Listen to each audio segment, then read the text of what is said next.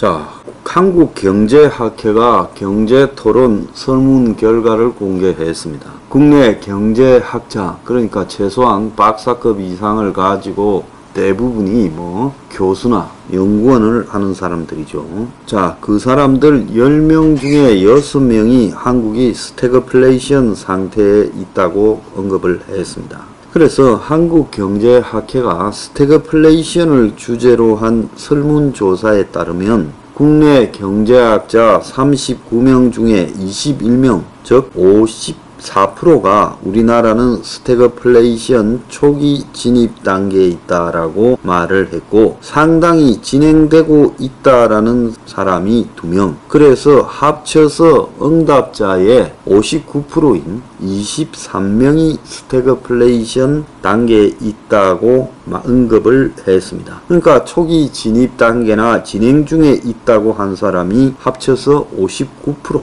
자, 성태윤 연대 경제학과 교수는요, 스태그플레이션 자체가 이미 진행 중이고 이에 따른 위험성과 불안 요인이 반영되어 외환 및 금융시장 불안으로 전개되고 있다고 했고, 고대 경영학과 김우찬 교수는 물가는 오르지만 본격적인 경기 후퇴는 시작되지 않은 초기 진입 단계다, 이렇게 말을 합니다. 다만 인플레이션은 존재하지만 경기 부진이라 아니라고 한 사람도 16명이 있어요.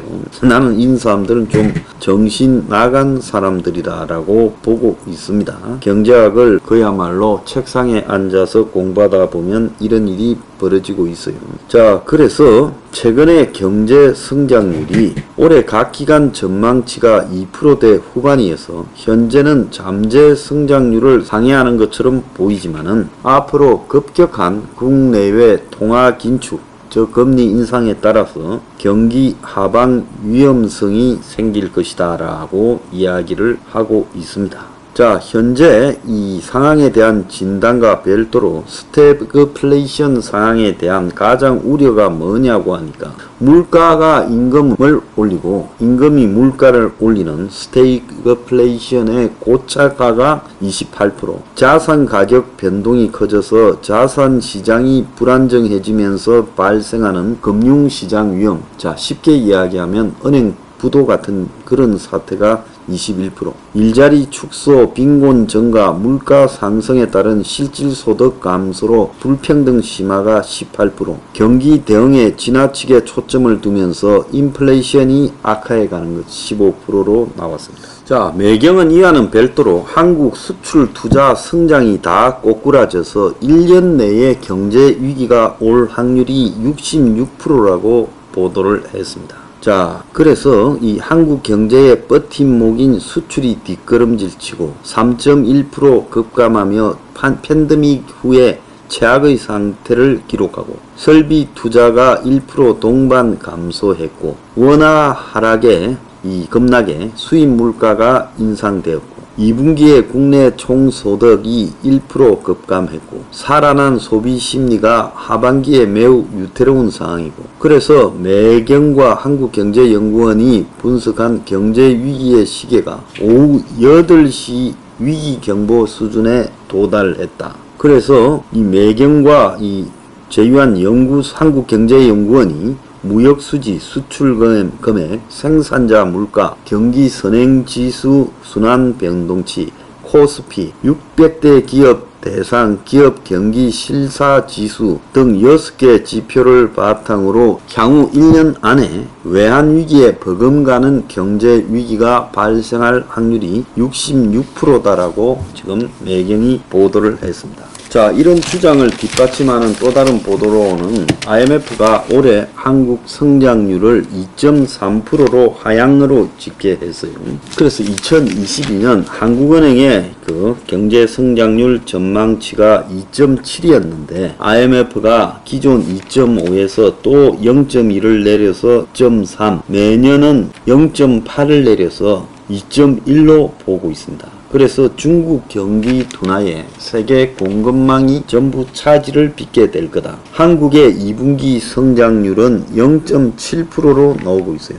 그래서 최근에 분기별 성장률이 작년 1분기부터 보면 2021년 1분기에 1.7, 2분기에 0.8, 3분기에 0.2, 4분기에 1.3, 올해 1분기에 0.6, 2분기에 0.7 등으로 지금 이 저속 행진 중이다라고 봐야 됩니다. 석 달 전에 전 세계 경제 성장률을 3.6으로 잡았다가 다시 3.2로 낮췄어요. 그래서 제가 볼 때 IMF가 앞으로 두 번 더 또 이야기할, 9월달쯤 가면 또 한 번 이야기할 거고 12월달에 이제 또 이야기할 겁니다. 그러면 또 더 내려갈 거다라고 지금 봐야 돼요. 문제는 한국의 지금 이 수출이요, 마이너스 3.1이 됐습니다. 마이너스 3.1요. 그래서 수출이 지금 뒷걸음을 치고 있다. 자, 그래서 정부는 올해 목표치를 달성하겠다고 황당한 소리를 하는데 실제 이렇게 될 가능성은 거의 없다라고 보입니다. 미국은 20년간 4조 달러어치를 투자 유치했어요. 순유입시켰는데 한국은 3,100억 달러가 순유출 빠져나갔다는 거예요. 오늘 아침에 보면 포스코가 위기 대응팀을 발족시키고 롯데 하나가 비상경영을 선언했어요. 그래서 지금 이 사업 방식에 대한 근본적인 변화가 필요하고, 포스코는 18조의 현금성 자산을 가지고도 현금 중심의 경영 강화를 하겠다고 하고, 현대중공업은 경영 전략을 수시로 재점검하겠다, 이렇게 지금 비상 상황으로 가고 있습니다. 자, 그런데 이 와중에 기가 찬 일이 하나 좀 있어요.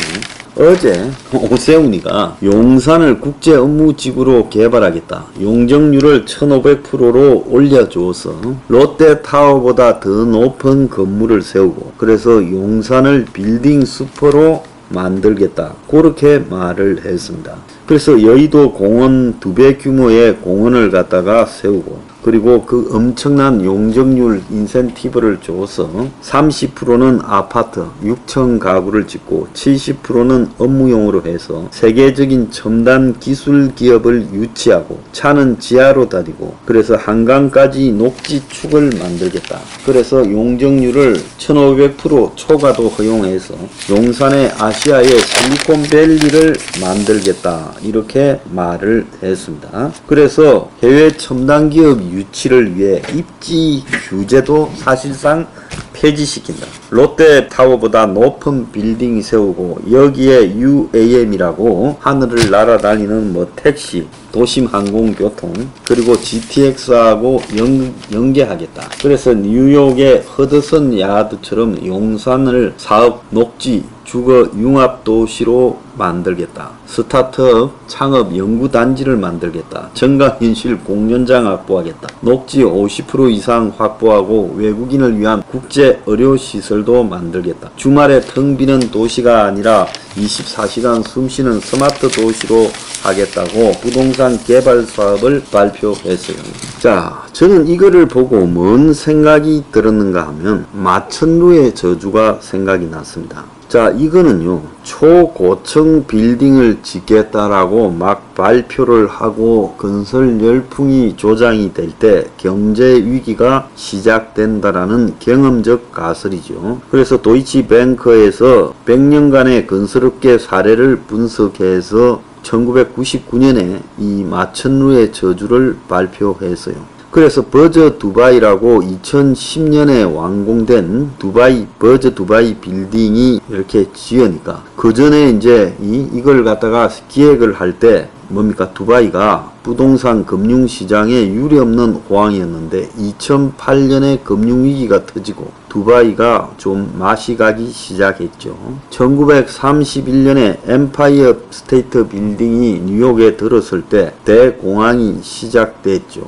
자, 70년의 중반에 세계 무역센터가 뉴욕에 들어서고, 지난번에 무너진 거 시카고의 시어저 타워 무역센터보다 더 높은 빌딩이 들었을 때 이 미국이 오일 쇼크에 의한 스태그플레이션을 경험한 것을 말한 겁니다. 그래서 어제 오세훈이가 용산을 갔다가 지금 초고층 빌딩 숲으로 도배하겠다라고 말을 할 때 제가 들은 생각은 마천루의 저주다. 용산 마천루의 저주다라는 생각이 들었습니다. 지금 세상이 뭐 어떻게 흘러가는가 좀 알고요 떠들길 바랍니다. 자, 어쨌거나 오세훈은 용산 마천루의 저주를 실천한 사람으로 역사에 기록될 겁니다.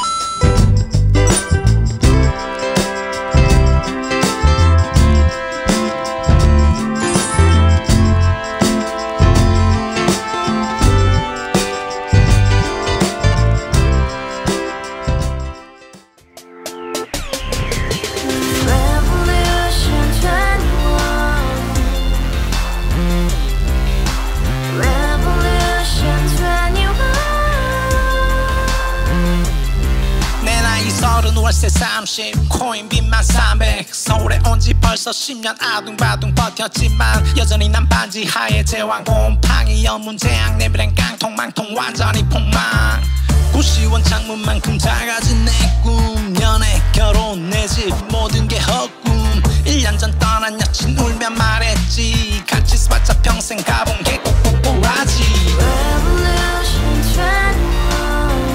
가바후스 700 나도 소유주 가바후스 700 나의 소주 택시기사 우라부지 마트 캐셔 울어무니 우리 집안 다 털어봤자 후줄 그래 개선민 내 미래 거기서 팍 끝난 거지 팍 더 이상 노력 따윈 괴물이 스펙 찾아서 말리 비오는 날 알바 잘려 맨날 학원 날 개쳐 발려 밤비 내리는 양화대교 홀로 걷고 있을 때 현수막에 아로 새겨진 평당 700짜리 아파트 다같이 소리 질러 혁명 21 가바후스 700 나도 소유주 가바후스 700 나의 소주 Together in the house, brand new day, and your dream had just begun. Revolution 21, only open happiness. 너의 곁에 내가 영원히 함께. 지금까지 정치인들 입만 열면 찝찝찝 개소리 멍멍멍